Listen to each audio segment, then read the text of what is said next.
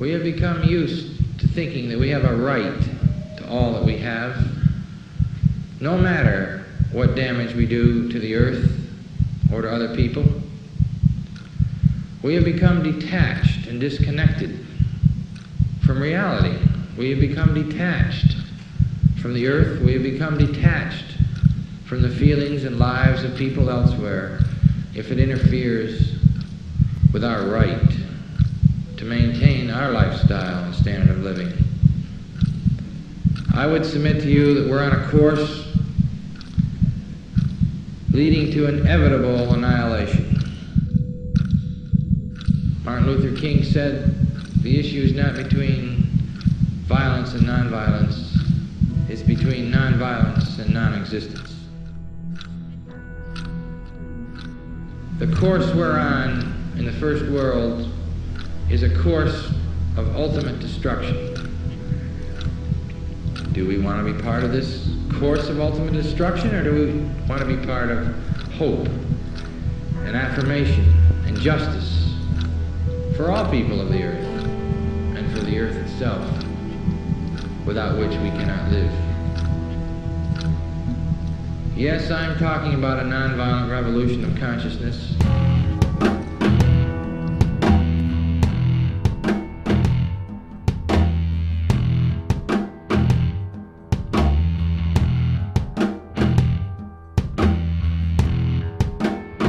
Everyone comes to a point in life in which we reflect upon those things that matter. There are some who choose to ignore the depth of this question, and there are others who follow this question into oblivion. Is it possible to walk the middle path, to ask these questions and yet embrace the possibility of never arriving at an answer? Is it possible to live our lives not in the absence of a corrupt world, but despite it? If you were asked to ponder the one thing that matters most in your life, what would it be? Security? Money? Success? Sex? Power? Have you ever considered why? Why we crave? Do we not have enough? What happens when we have all the money, all the security, all the success, sex, power, but haven't found peace? What happens if we gain the world without an ounce of love or appreciation? We end up only wanting more. The world can't give enough of itself, as if humanity is becoming a black hole devouring everything in its path. When we receive these things, our first instinct is to protect them from others. We distrust our neighbors because of them. We wage war to gain more of them. However, love is distinct from these. When love is present, our first instinct is to give back, to help those who long to truly be free, those who desire to give back, who desire to know love. But what happens if no one truly wants love anymore? What if no one desired freedom? What if the greatest epidemic known to man has already infected the entire species? A whole race of humanity conned into believing that slavery is freedom, that fear is love, that suffering is happiness. Would you be able to recognize it if it were happening right now? Ask yourself, is it? Is this the world we live in?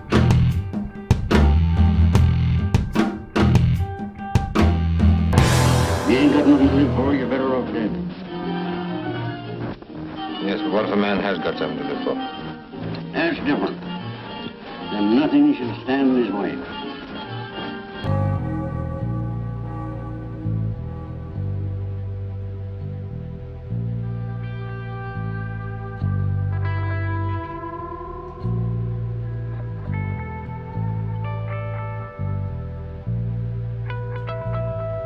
Anybody want to take a stab at answering that question? What is freedom? Well, let's take a look at the Oxford definition. The power or right to act, speak, or think freely, the state of being free. But that's kind of mechanical. I really don't like that definition. So what I did is I said, okay, well, what's the definition of a slave?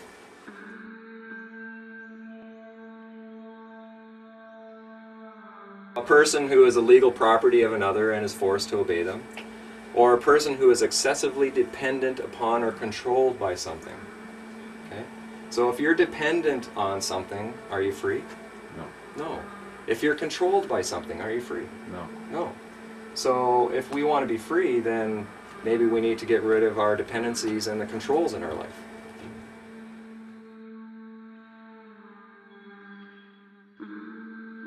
Rob, in the Pagé family, is an example of what happens when an average individual begins asking simple questions. Rob has removed himself from under external government and jurisdiction. No officer of the law, judge or magistrate, politician or tax agent has authority over his life simply due to a title. The land on which he lives is treated with respect and appreciation. He has drafted his own Declaration of Independence and his own Constitution. He has truly broken the bonds that fetter so many of us to dependency and dogma.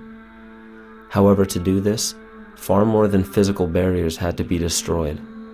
Upon Rob's realization that he is truly becoming free, an inevitable realization of responsibility presented itself.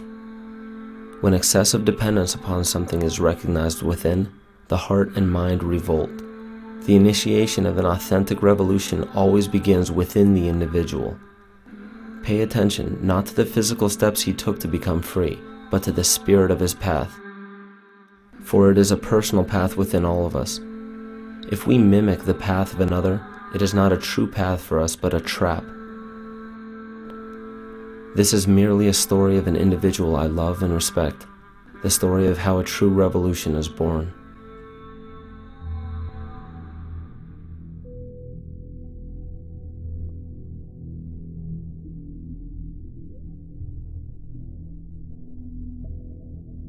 With self-governance, I am 100% responsible and 100% accountable for everything that I say and do. And that's what kind of led to us building the airship and to building a power system and living off-grid. But when we talk about off-grid, it's not just the power grid that we're talking about. There's also the corporate grid. And so myself personally, I've gotten rid of the mortgage, credit cards, loans, bank accounts. I don't have any of those kind of things anymore. So I'm off of the financial grid and I'm off the corporate grid as much as possible as well. If I started like growing our own food, generating our own power, then we're not susceptible to disruptions in the grid should there be a failure. And because of its complexity, the probability of that happening is increasing over time. The complexity of a system is a direct reflection of the amount of burden that the people are placing upon the system. Every government would have to grow if you keep placing more burden upon it. All of that burden is actually the responsibility that we no longer, as the citizens, want to take care of on our own anymore. We want our government to take care of it for us. So all of that burden feeds the system, and that's how the system grows. If a system is becoming faulty, if a system is becoming corrupt, that's because the foundation or the soil that that system has grown out of has become faulty and has become corrupt. So that's the first place that we need to start looking, is the foundation, the soil that this system grew out of. We need to start looking at the people.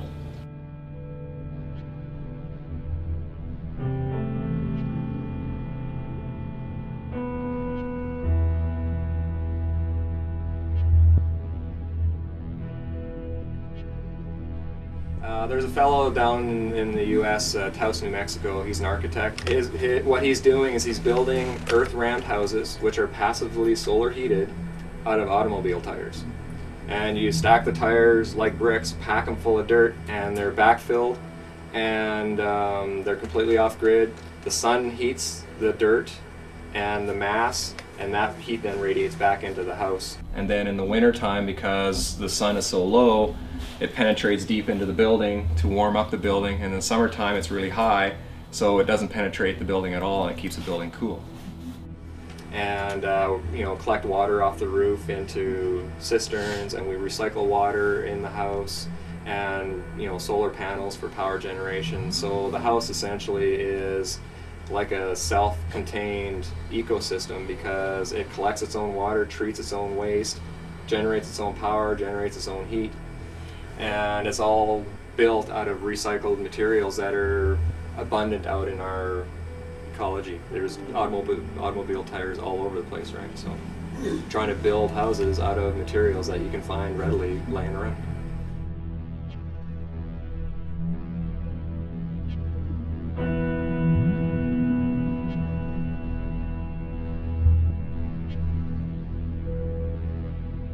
My wife is studying to be a homeopath at the time, and she started recognizing that there are a few things that are going on in the medical industry that isn't necessarily good for us.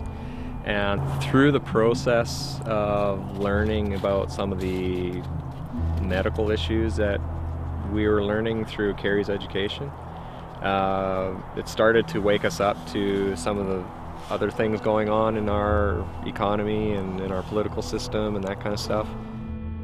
It's not a healthcare system, but a keep you sick system so that they can make lots of money through pharmaceuticals. I held on to crap in my life, and whether it's emotional or mental, and my body had a real hard time dealing with it. You know, I've since learned that it's holding on to that stuff is what causes cancer and, you know, all kinds of illnesses and distress on the physical body. So we decided to take our matters into our own hands and be responsible rather than react to what was going on. We decided to be proactive. And so we came out while the economy was at its hottest, and we sold everything, came out here.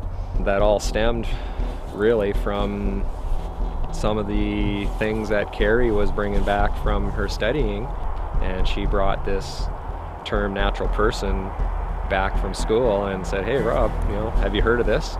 No. So I started looking into it and realizing that there's this huge deception going on in the political arena, well, and the medical arena and the economy and all that kind of stuff too. But my initial reaction was I was extremely angry and upset. How dare they do this? You know, they're supposed to be there to protect us and guide us and help us, not manipulate us.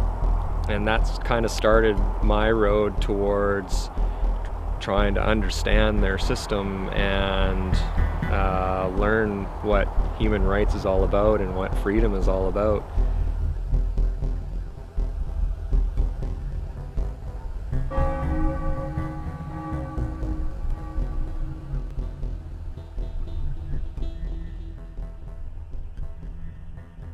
What is the law?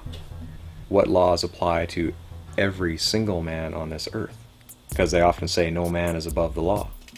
Okay, so which law are they talking about then? Well, there's common law, there's civil law, there's contract law, there's Sharia law, there's Christian law, like there's all kinds of laws. Mm-hmm. Admiralty is just one of them. And when it comes down to it, a lot of those are only associated to activities depending on what we're doing and what we consent to. So corporations, for example, are all subject to a number of laws because they are the creation of the government. So the master gives the rules for the servant to follow. Okay? So does that apply to you? Well, unless you're a corporation or you're behaving as a corporation, the answer is no. So I ask the question, what is the law? The history of law gives us an understanding of its evolution, which is intimately linked to the evolution of our species. The function of law does not simply govern our physical actions. We have many layers of existence, including physical, mental, emotional, conscious, and spiritual. Because we cannot escape any of these, an affliction to one of them reverberates in consequence between all of them. It is irresponsible to assume that law pertains only to portions of our lives. Law is the very foundation of life itself. All law forms today are based upon our consent.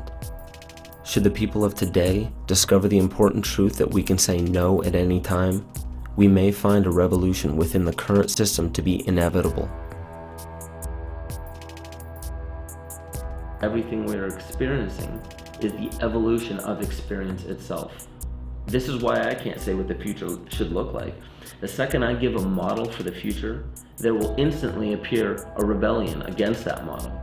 And that rebellion is very important because the future is not about ending up with a beautiful result. It's about learning from the process and allowing that process to always welcome change. There are 3 fundamental stages to our evolution: childhood, adulthood, and parenthood or leadership.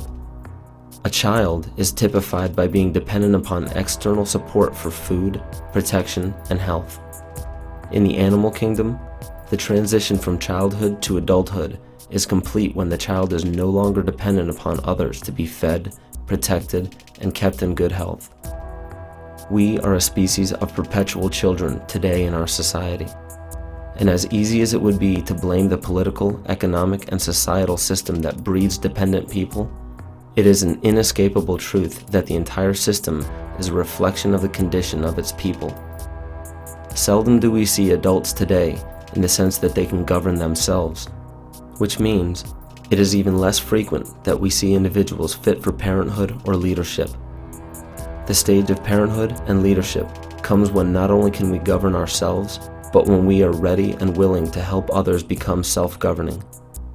The leaders of today are unfortunately nothing more than children with adult bodies wearing leadership clothes. Our entire species is being faced with a choice: govern the self or be governed by others. 1, 2, 3, 4.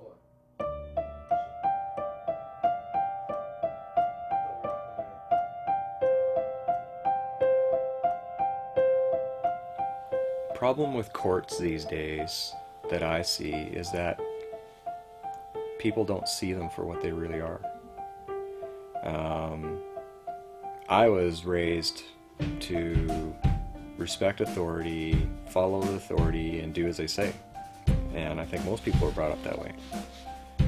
What I've learned, though, is that authority is based 100% on our consent to being governed. And I found a Supreme Court ruling that says that the consent of the governed is a foundational principle of democracy. Now, what's consent? Does that imply that you have a choice whether you're going to agree to that or not? And I would suggest that the answer is yes. So we all have free will choice to consent to being governed. When we do that, then we've given them permission to use their authority over us. So when we used our free will to apply for or register for something, we gave them permission to create a corporation to interact between the man and the system. And it's that corporation that the system acts upon. But because we don't know who we are, we assume or we think that that is us. So when you take a look at your credit card or take a look at your driver's license or your birth certificate or any of that kind of stuff, a lot of people, and including myself, thought that that was actually me. And that's not true. So when the courts are acting upon it, all they can really act upon is the corporation. And the only reason they can act upon the man is because we agree to be the representative of that corporation and bind ourselves to the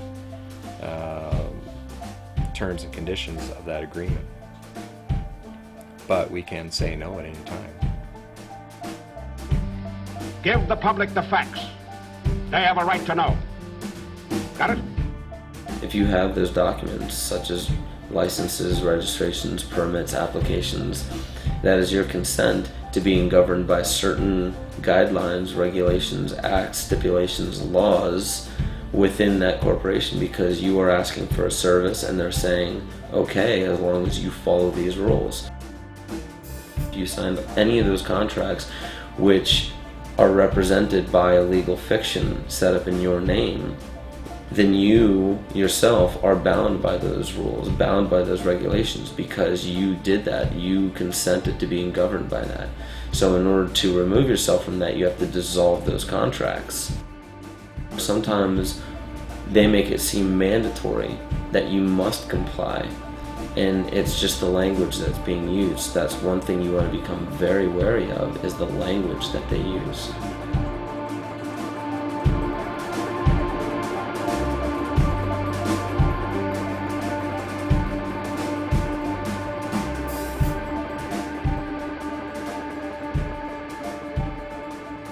If I was to ask you, how do you define person, what would the normal definition out in our community be for that word? Human being. And if we take a look at the dictionary, it says a human being regarded as an individual. That's what we would normally view the word person to be. In law, okay, now we're using their words. Whenever you're dealing with corporations and the government and all that kind of stuff, person means an individual or incorporated group having certain legal rights and responsibilities. Not a human being regarded as an individual, but as an individual or corporation. So they actually said, compare artificial person and natural person. So I did. So I looked it up and I compared them. Artificial person, a legal entity, not a human being. Natural person, a natural person is a human being that has the capacity for rights and duties. Just because you have the capacity doesn't mean that you're going to use your free will to exercise them. You have the capacity for rights and duties, but it's up to you to exercise them. I actually found the legal dictionary that they use in the US. So every time they argue about the definition of a word, yeah, it's a volume that's as long as my arms of books. So by curiosity, I looked up the word person. And on each page there was probably, I would estimate, about 15 different definitions with each court case. And the word person ran for around 250 pages. So there was literally thousands of different definitions for the word person. How can anybody possibly learn all that in order to protect yourself? Well, part of the Magna Carta states that to none will we sell or deny a right or a justice. Well, what that means is that if you want to exercise your rights and you want to have justice, they can't sell it to you. They sure do now. It costs you hundreds of dollars an hour to hire a lawyer just so you can get justice. Sometimes there are things that are more important than bread and butter. Just what, for instance? The right to think for yourself. This is a free country where nobody can set themselves up as absolute ruler and force other people to do their bidding. And as our country grows, more and more you'll find men and women marching and fighting side by side.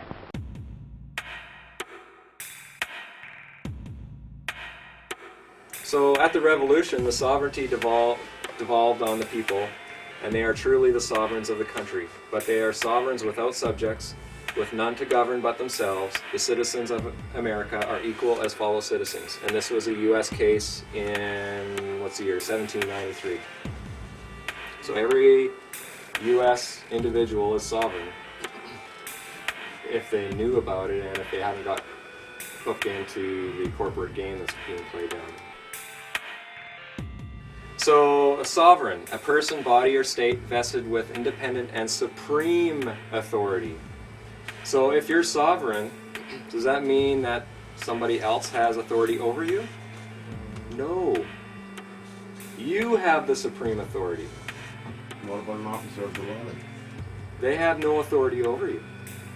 They're your servant, okay? But what they do is they try to get you into a contract so that you contract away your rights so that they then have authority over you. Asking for a driver's license, insurance, and registration. If you give it to them, that's a contract. You then gave them authority. Then they can do whatever they want to.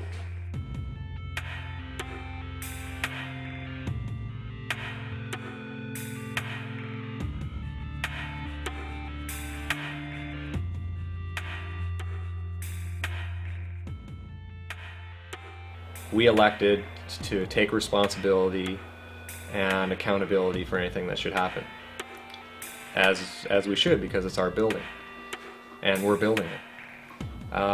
So we essentially went ahead with it and waited for the county to say something. About 3-4 months into the project, we received a letter. That letter essentially indicated that we noticed that there's some development.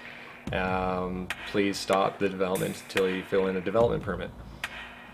Well, I had been studying my human rights for a couple of years at that point, so I sent them a letter essentially outlining that I am an individual, not a person or corporation, and that you don't have jurisdiction over anything that I do, and that your letter also indicated that if I sign this, you have permission to come on our property.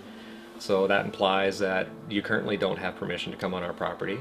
So I essentially told them, you're gonna have to provide me with a proof of your claim that I have to follow the guidelines of the Municipality Act, and they do not have permission to come onto our property. About a week later, the tax assessor showed up, and I asked him, well, are you here as an agent of the county? And he said, yes. And I said, well, can you tell me which parts of the act that your authority comes from? And so he told me, and I said, tell you what, let me look those up and I'll get back to you. And he was quite reasonable. He agreed with that, and he left without any incident. So I looked up the act and found out that he had to give me reasonable notice, and because he was an agent, I had already told the county that they didn't have permission to come on the property.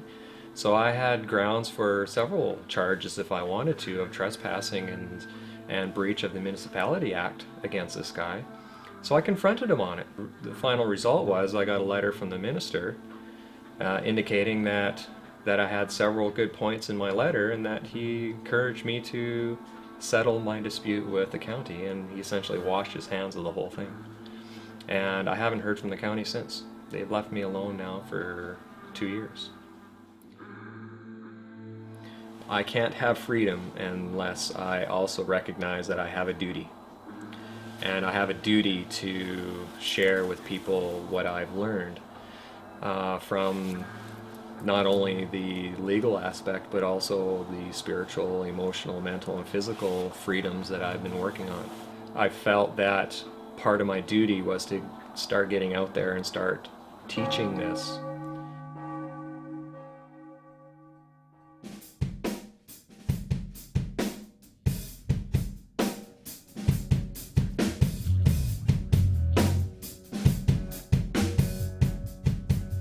Petro. Yes, sir. Stand by for operation of the time machine. Yes, sir. Where to this time, Captain? Back to the year 1215 and King John of England. Yes, sir. Everybody's familiar with Robin Hood. King John, the tyrant, was actually real. The problem with King John is that he did not know how to fight a war, and he had no land to his name. So he ran to the Pope in 1213 and asked Pope Innocent III for some help. And what he did is he actually turned over the whole Kingdom of England to the Pope in return for support from the Pope so that he could fight his wars. So that little document essentially turned King John into the Pope's vassal, which means that he promised to be loyal to the Pope, and the Pope then owned everything in England. A couple years later, his barons cornered him and stuck a knife to him and said, you know what, we're not happy with the way you're treating us. We want you to sign this Magna Carta. But if I sign this, I shall be no king. You have given me 24 overlords. These 24 will see that you carry out the terms of the Magna Carta. You have no choice, King John, but to sign. So the Magna Carta was the basis of English law.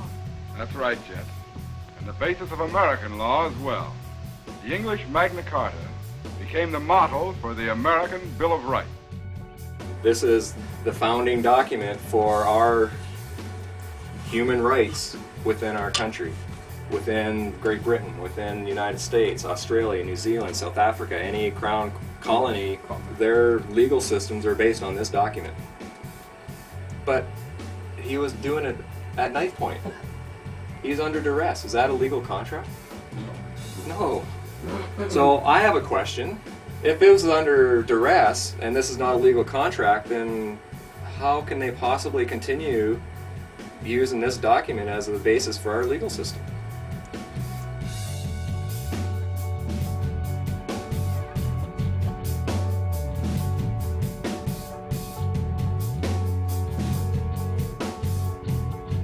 I would suspect that most people would recognize that a valid contract would require that the individual sign on his own free will.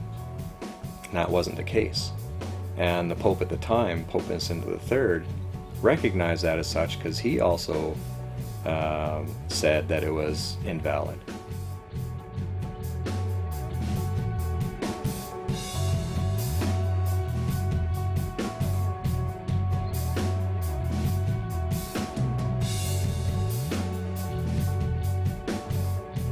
Kings of Europe decided, you know what, there's this huge piece of land just across the Atlantic Ocean, let's go get it. And so how they did it though is they chartered corporations. You know, the king set up a corporation and it was funded by the king and bankers and that kind of stuff, and they came over and they stuck the flag into the ground and say, you know, we claim this for the King of England, and set up shop and started dealing with the First Nations people that are here. And you know, I'm not going to go into all the atrocities that happened.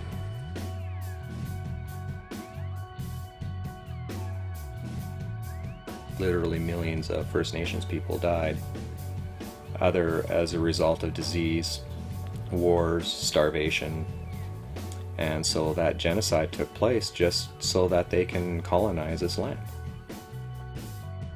You know, it's a sad chapter in our history. But we also have to recognize that that's the past, and so let's move on and let's try to live in harmony with one another now without pushing our will against another, and try to come to terms with the things that were done in the past. It was essentially the corporation that came and conquered this country, or this land, I should say, not the country. They came and conquered this land. It was all corporations that came. Now that those corporations are here, people started coming over and started immigrating to what they thought was Canada or the United States. And then in 1867 they passed this thing called the British North America Act. Now, did the people here vote on this? No.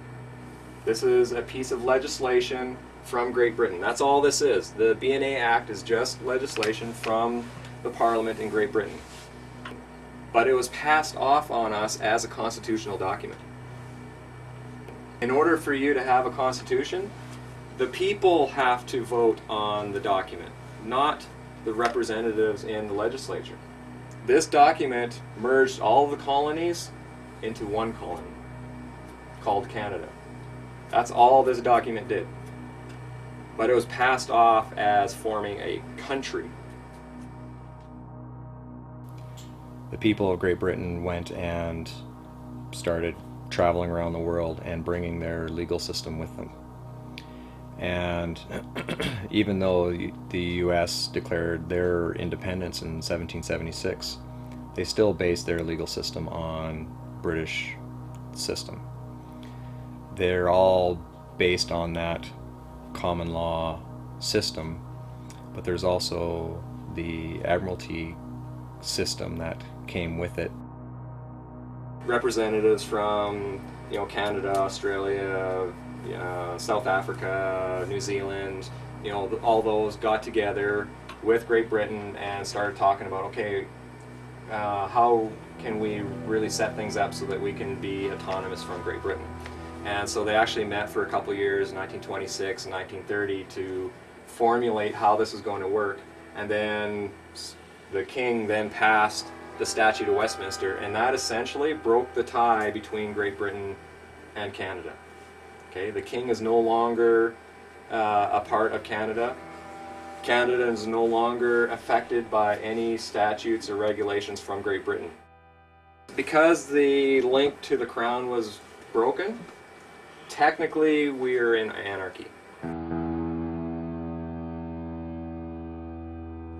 We have no document to actually set up the framework for how our government is supposed to operate in this land. In 47, they wrote a letters patent creating the office of Governor General. The Governor General is the head of this country. We have been compelled to create a permanent armaments industry of vast proportions. 3.5 million men and women are directly engaged in the defense establishment. Now, this conjunction of an immense military establishment and a large arms industry is new in the American experience. We recognize the imperative need for this development, yet we must not fail to comprehend its grave implications. There's not one piece of territory or one thing of a monetary nature that we want out of this war. We want peace and prosperity for the world as a whole. Let's go through these words and let's see if you understand them now. Okay? Governor General. What's a general? Military. Lieutenant. More generals. What's a company? It's like 4 brigades of man and heavy equipment. An officer. Okay? The taxpayer is actually an officer who holds an office. Commission. How many here work for commission under a social insurance number? So you're actually a commissioned officer. Okay, so even some of the financial terms have military connotations. And it's all done under admiralty, which is military.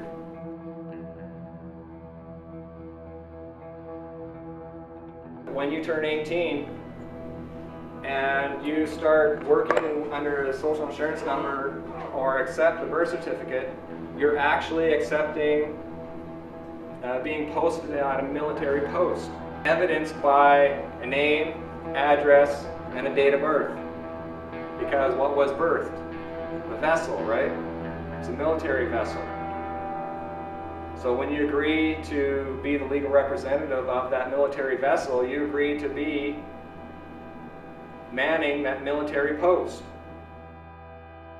Okay, that's why they need the name and birth date, so that they can prove that you're a private in their military.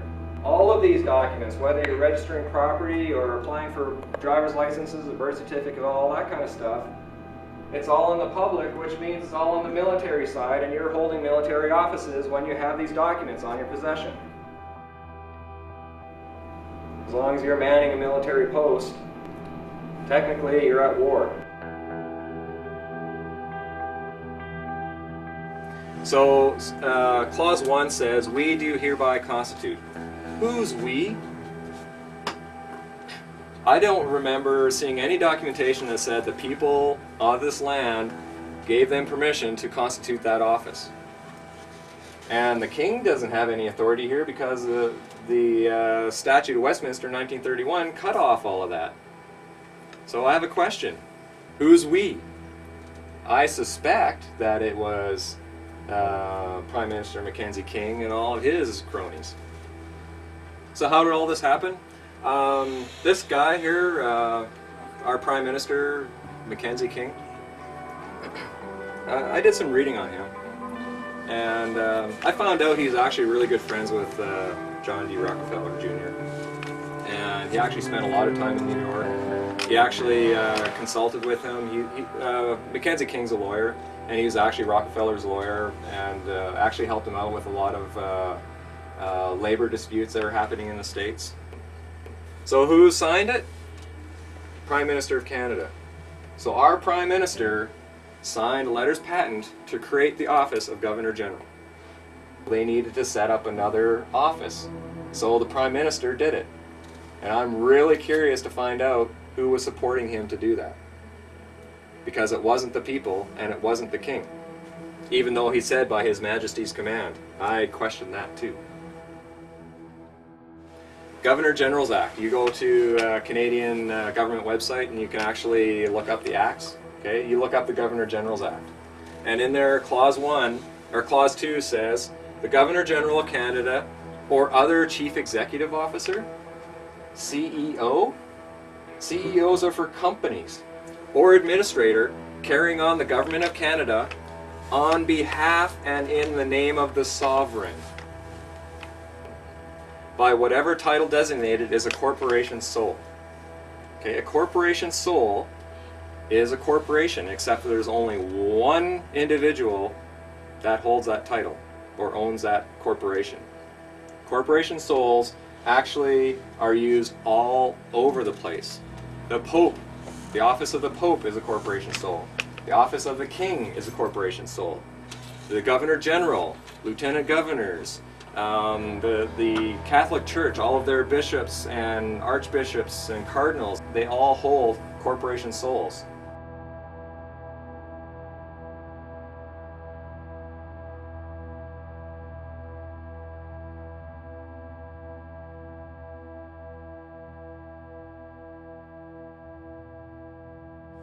This was on the Governor General's website about 10 months ago. You won't find it now because they changed it. So I'm really glad I got a screenshot of it. But it says here, Canada is a parliamentary democracy and a constitutional monarchy. Yeah, whatever. This means Canadians recognize the Queen as our head of state. Canada's Governor General carries out Her Majesty's duties in Canada on a daily basis and is Canada's de facto head of state. Does everybody know what de facto means? Illegitimate but in effect. So it has no legitimacy, but because we've all accepted it, that gives it force and effect. Now, as soon as you get away from all the people and you remove yourself or segregate yourself through a private agreement or what have you, that becomes private. Now, the Governor General and the Queen, by definition, are only responsible for the public. Government is there to deal with the public for us, but they've turned everything public. As soon as you register property like land or vehicles or any of that kind of stuff, you turn that into a registered item which is in the public. If you're in the public, they assume that you're vulnerable and that you need protecting from others and from yourself. As soon as you're using all of your corporations, that's all on the public side and that's all governed by the public, which is the government. So part of the process that I went through was to actually explicitly say, I do not want to be governed.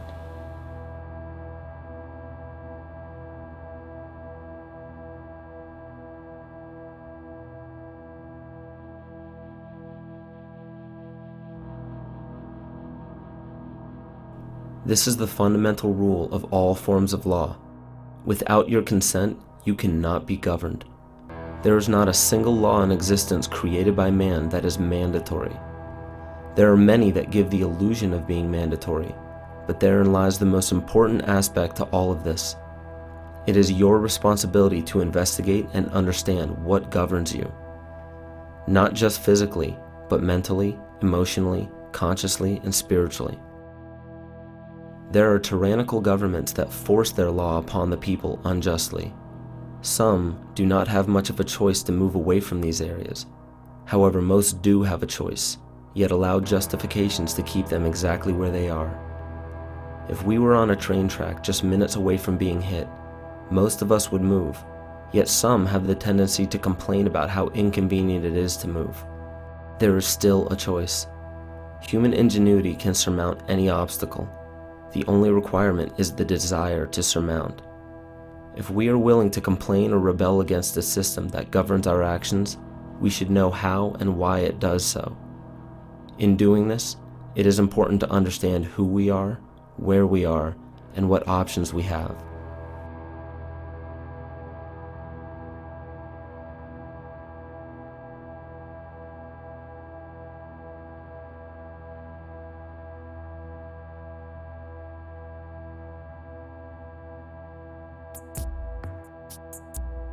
Well, what's Canada defined as?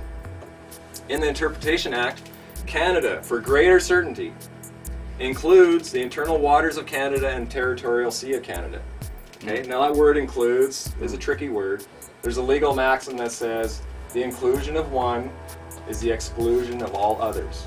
Okay, so whenever you see the word includes, it means it's this and nothing else.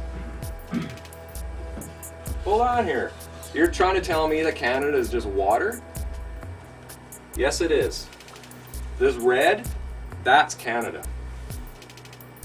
We, sitting in this basement, we are not in Canada. Well, the term Turtle Island, my understanding, is an actual word that the First Nations people called North America. When the Europeans came over, they then started putting their own terms and words to the land. However, it was all done through corporations. Well, that's why they need the Admiralty courts, because Canada is only water. You can't have law of the land if you have no land. You need Admiralty courts to operate in Canada because it's all water. You need your ships. Okay. Everybody know where they fly the flag on the Parliament buildings in Ottawa? On the top of the Peace Tower, because they don't have any land to plant their flag. You need land to plant a flag. Take a look at the U.S. Securities and Exchange Commission. You type in the word Canada, it's listed there. Canada actually has to file with the U.S. Securities and Exchange Commission every year.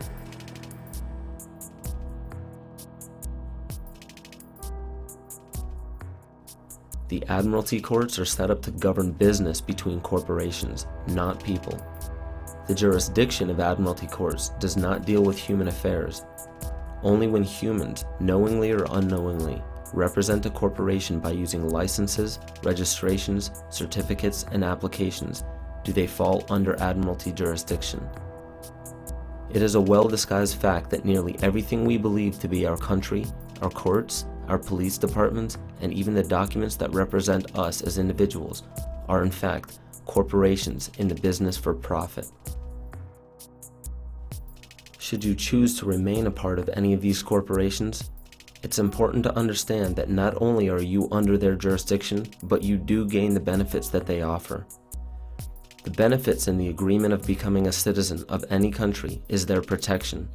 To be a citizen of any nation means that you have your citizenship. This ship is a vessel that contains your consent to be protected and governed by that nation.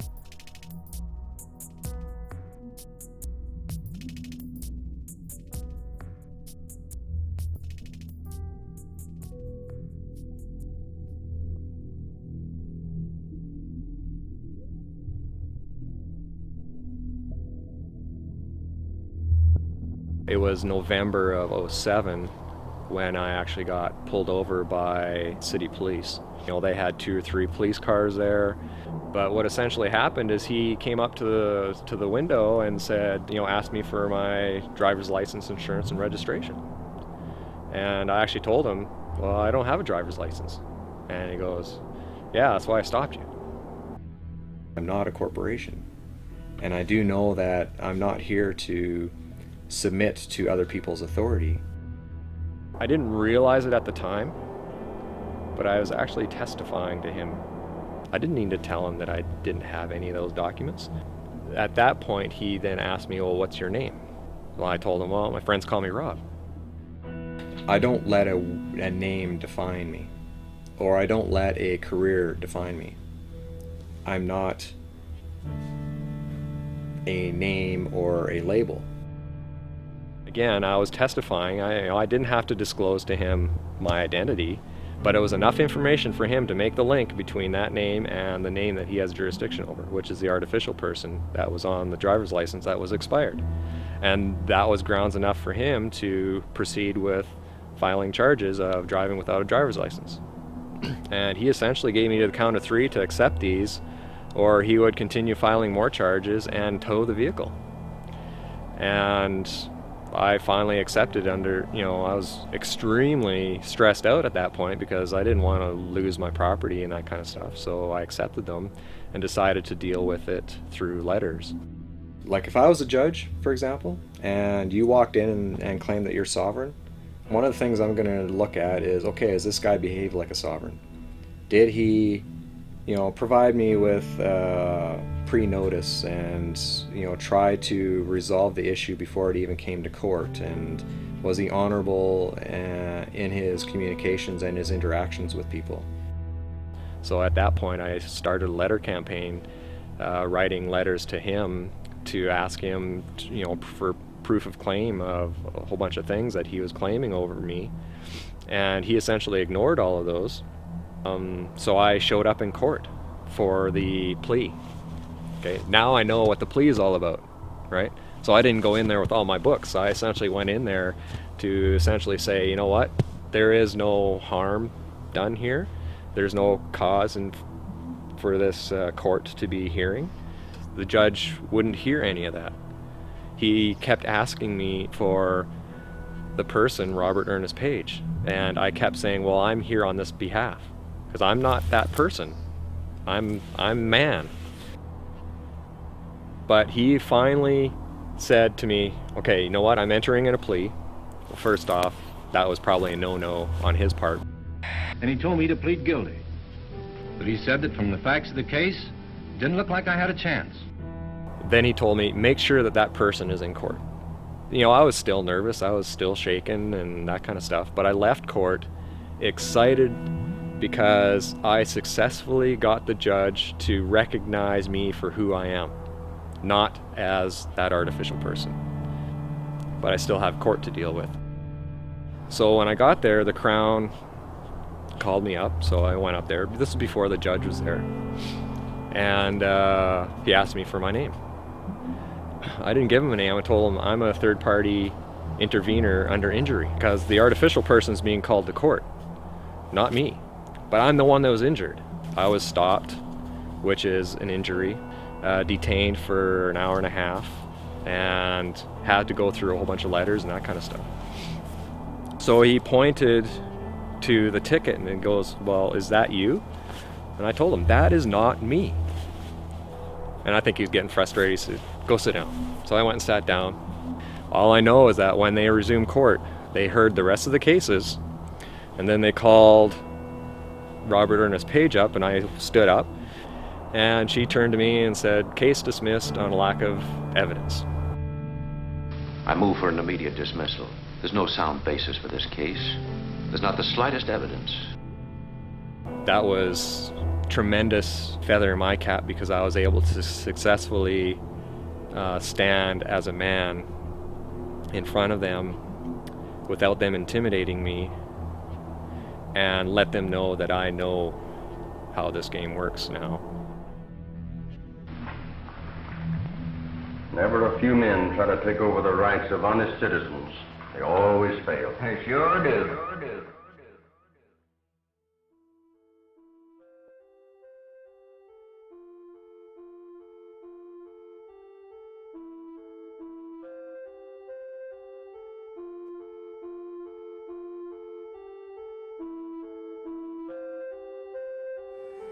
The created cannot be greater than the creator.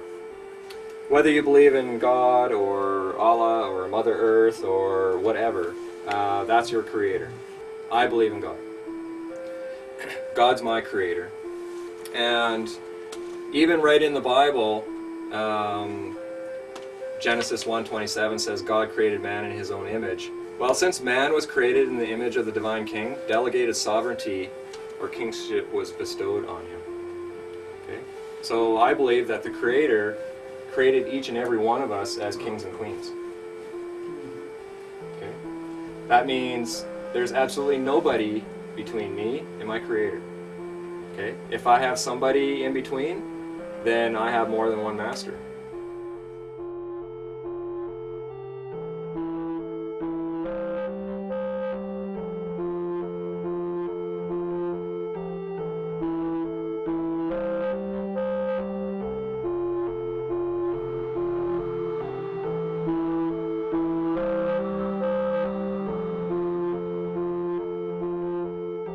Masters could be the pursuit of money. Money would be one master that I used to bow to. I would do anything for money. Other people, I used to submit myself to other people's authority without even question. Whether that be, a teacher or politician or police or whatever. Does that mean I don't respect them? No. I honor them for who they are and what they're doing and the path and the journey that they're on. But does that mean I have to bow to them as a master? No. Anything one fears could be construed as a master. But that also means that our creations are our servants. Okay? We created government. We created the corporations. We created all the bylaws and legislation. Okay? They're there to serve us. We're not completely out of it yet. We still have dependencies on, our internet connections and our phone bills because we still want to communicate with people.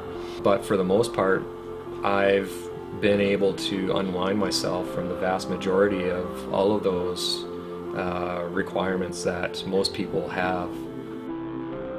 Years ago, I was very materialistic. I was, working hard for, big houses, big cars, lots of money, that kind of stuff. And then when I recovered from my depression, I realized that life is all about my relationships.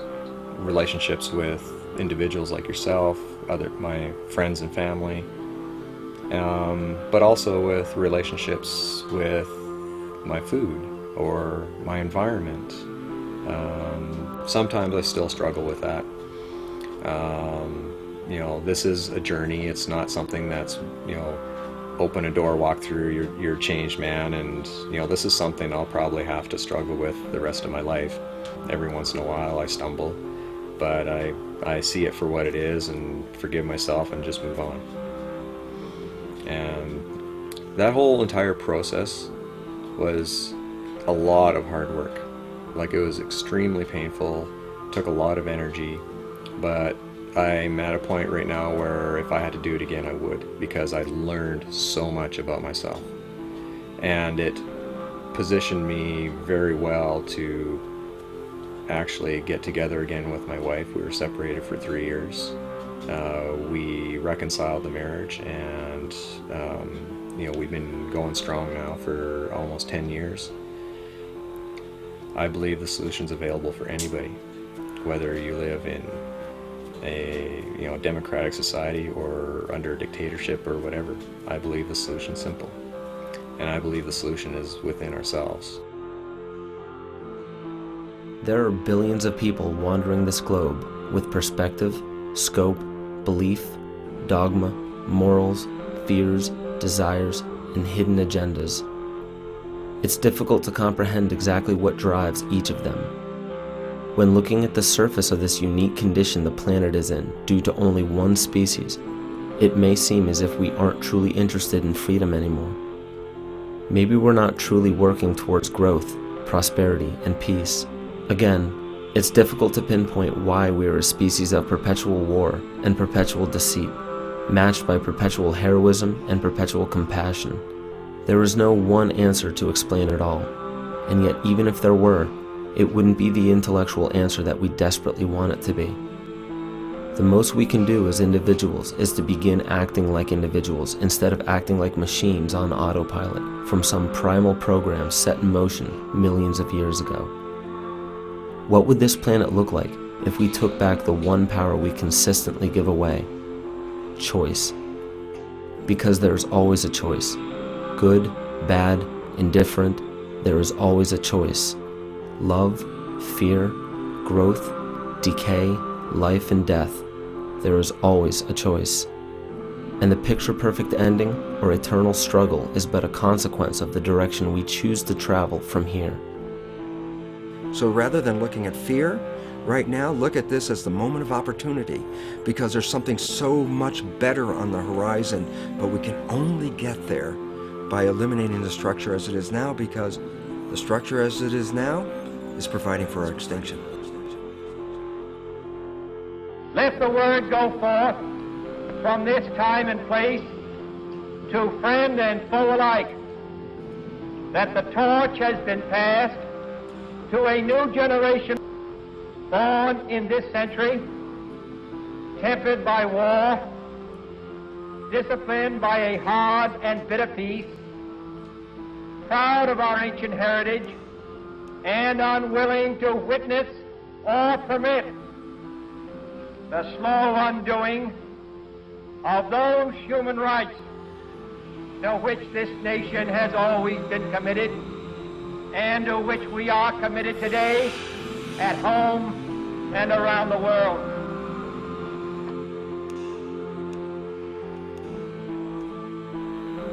I had to be willing to accept what other people had to say,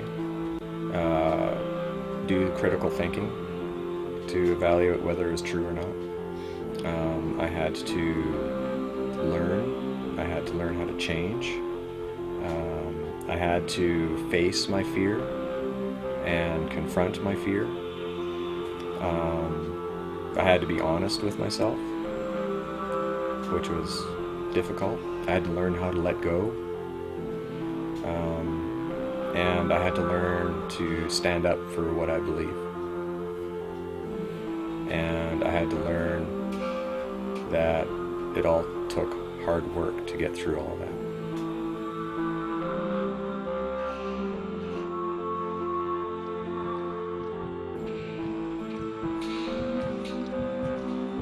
Yes, I'm talking about a nonviolent revolution of consciousness.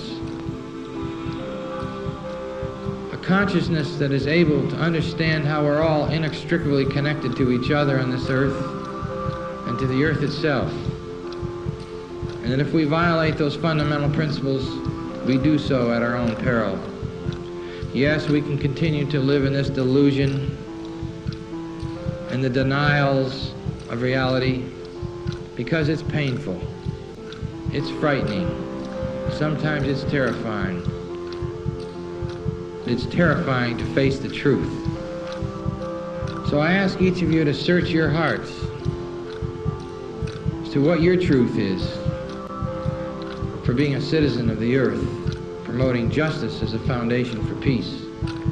It's not going to happen magically, and I think it's not going to happen by relying on these political structures and institutions.